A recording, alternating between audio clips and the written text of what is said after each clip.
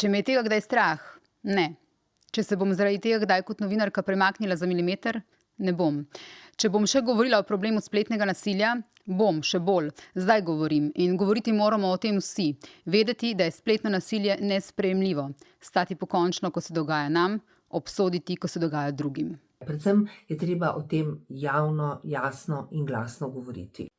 Zgraditi neke vrste osebni obrambni zid, ki nas vsaj na nek način obvaruje pred tem, da nas ti napadi prizadenejo preveč in naredijo preveč škode. Predvsem pa moramo ostati solidarni in poskrbeti, da nihče med nami v takih primerih ne ostane sam.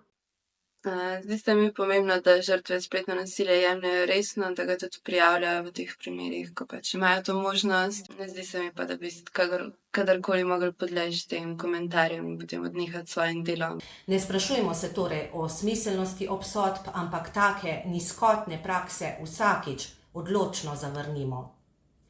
Spletnim nasilnežem pa bi rada rekla le: tako novinarke kot ženske nasploh imamo več poguma kot vi strahu.